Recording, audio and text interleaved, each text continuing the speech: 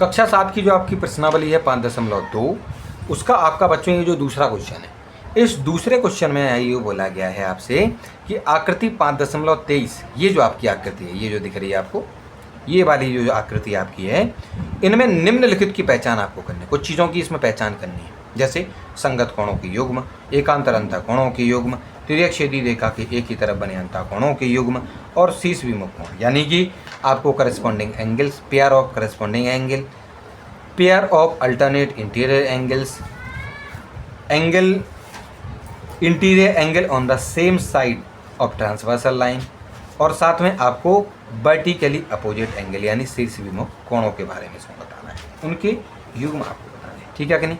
चलो, तो सबसे पहले हम क्या करते हैं बच्चों, ये जो आपकी आकृति यहाँ दी गई है उसको जरा हम यहाँ पर जो है आपको बनाकर इसमें समझाते हैं। देखो, ये आकृति आपकी कैसी थी बच्चों, बिल्कुल इसी प्रकार से, बस नंबर यहाँ पर 3-4 है इसलिए हमें अलग से बनानी पड़ रही है, हम आपको यहाँ पर बना के बता देते हैं।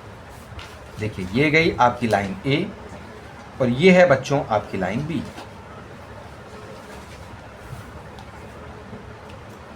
यहाँ से जा रही है आपकी ट्रांसवर्सल लाइन सी, ये ट्रांसवर्सल लाइन सी गई है। ठीक है, उसके बाद उन्होंने जो जो चीज़ें पूछी हैं उसको जो है मैं आपको इसमें समझाते जाएंगे। देखो, नंबर यहाँ पर तमाम लिखे हुए हैं।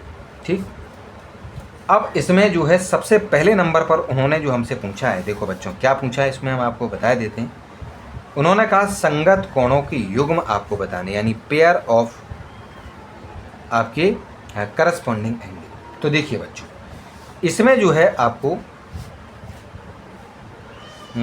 देखो, ये वाला जो एंगल है बच्चों, ये वाला एंगल और ये वाला एंगल, पहली बात तो देखो लिखा कितना है, देखो इसके यहाँ पर 1 लिखा है और इसके यहाँ पे क्या लिखा है 5, यानी एंगल 1 और एंगल जो 5 है बच्चों वो आपस में संगत होगा। क्यों? क्योंकि देखो ये लाइन जा रही थी, ये वाला ऊपर वाला है, ये लाइन जा रही थी इसके ऊपर वाला, ये आपकी ट्रांसवर्सल लाइन थी, तो 1 और 5 आपस में संगत कोण की युग्म है। तो देखिए बच्चों, हमने यहाँ पर सबसे पहले नंबर पर एंगल 1 और एंगल 5 को लिख रखा है, क्योंकि संगत कोणों की युग्म पूछ रहे हैं तो पहला ये हो गया। ठीक है, उसके बाद बच्चों देखो 2 और 6, देखो यहाँ पर 2 है और यहाँ पर आपका 6 है। तो देखो, इस वाली लाइन में इधर की तरफ ये नीचे वाला एंगल 2 और इस वाले लाइन में इधर की तरफ ये नीचे वाला 6, ये भी आपका संगत कोण का युग्म है। देखो बच्चों क्या लिखा है, एंगल 2 एंगल 6। उसके बाद उन्होंने कहा एंगल 4 और एंगल 8 भी आपस में संगत कोण की युग्म है। कहना सर कैसे? देखो मैं बताता हूँ। देखो ये 4 है ना, यानी इस लाइन पर यहाँ पर ये बनने वाला एंगल 4 और इस वाली लाइन पर यहाँ ऊपर ये बनने वाला आपका एंगल 8, ये आपस में संगत कोण की युग्म हो जाएंगे। और उसके अलावा फिर आखिरी में लिखा एंगल 3 और एंगल 7, यानी एंगल 3 किधर है, देखो एंगल 3 ये इधर, ये नीचे वाला कोण बच्चों, एंगल 3, और इधर इस वाली लाइन में इधर की तरफ ये नीचे वाला कोण, यानी ये है एंगल 7, आपका एंगल 7। तो ये तो हो गए आपके संगत कोण के युग्म। ठीक, तो संगत कोण के युग्मों का जो हमने आपको जो उनके जो आंसर हैं वो यहाँ पर आपको जो है लिखकर इसमें बच्चों बता दिए। क्लियर है? चलिए अब हम समझते हैं दूसरे नंबर पर। दूसरे भाग में कहा गया है कि आपको अंतः एकांतर कोणों के युग्म, अंतर एकांतर कोण यानी अल्टरनेट इंटीरियर एंगलों की आपको बताने। तो मुझे एक बात बताइए बच्चों, अगर इसी में समझने की कोशिश अगर हम करते हैं तो देखो ये जो 2, 3, 5, 8 ये अंतः कोण है, अंदर वाले कोण हैं कि नहीं? तो इसमें देखिए एकांतर क्या होते हैं, यानी अंदर वाले तो हों, यानी ये वाला कोण और इधर ये वाला कोण, यानी एक इधर वाला और एक इधर वाला, यानी 2 और 8 आपस में एकांतर अंतःकोण हो जाएंगे बच्चों। देखो ये लिखा हुआ बच्चों, इसमें क्या लिखा है, एंगल 2 और एंगल 8 आपका दूसरा वाला भाग है ना इसका, एंगल 2 और एंगल 8 आपस में क्या हो जाएंगे बच्चों, एकांतर अंतःकोण के आपके युग्म हो जाएंगे।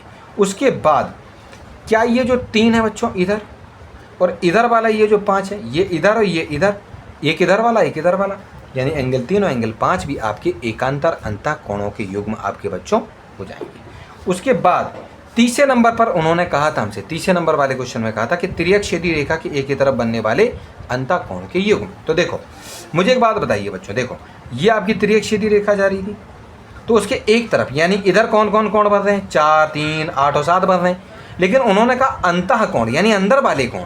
तो देखो एक तो 3 और 8 का जोड़ा हो जाएगा, यानी एंगल 3 और 8 का भी जोड़ा हो जाएगा, और एंगल 2 और 5 का भी जोड़ा हो जाएगा, यानी ये तिर्यक-छेदी रेखा के एक ही तरफ बनने वाले अंतःकोणों का युग्म है। 3 और 8 और साथ में 2 और 5, 3 और 8 और 2 और 5। ये भी मैं आपको सबसे शुरुआत में समझा चुका हूँ बच्चों, ठीक है कि नहीं। चलिए इसके बाद बच्चों उन्होंने आपके चौथे वाले भाग में कहा कि शीर्षवी मुख कोण बता दो जरा।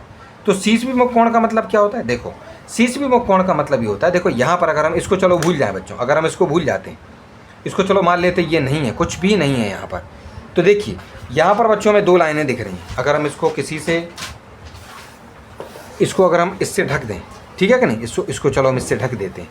तो देखिए बच्चों यहाँ पर अगर हम देखेंगे तो देखिए ये एक आपकी सीधी लाइन जा रही है बच्चों, और ये भी आपकी एक सीधी लाइन जा रही है। यहाँ पर जहाँ पर दोनों लाइनें टकराई उसके आमने सामने के कोण बच्चों शीर्षवी मुख कोण होते हैं। क्या होते हैं बच्चों? शीर्षवी मुख कोण होते हैं। तो मुझे एक बात बताइए, एंगल 1 और एंगल 3, एंगल 1 और एंगल 3 जो है, एंगल 1 और एंगल 3 आपका शीर्षवी मुख कोण होगा, और एंगल 2 और एंगल 4, तो देखो एंगल 2 एंगल 4 इधर। अब उसके बाद देखो बच्चों यहाँ पर दो लाइनों को कट करके देखते हैं। देखो 2 लाइनें हमारी यहाँ भी कट हो रही हैं बच्चों। देखो एक सीधी जा रही थी, एक ऊपर से यहाँ से आई, तो यहाँ पर भी 5 और जो आपका 8 और 6, 8 और 6, देखो 8 और 6 आमने सामने की, और ये 3 और 7 नहीं, 3 और 7 नहीं है, 5 और 7 है, तो यहाँ पर 5 लिखना पड़ेगा।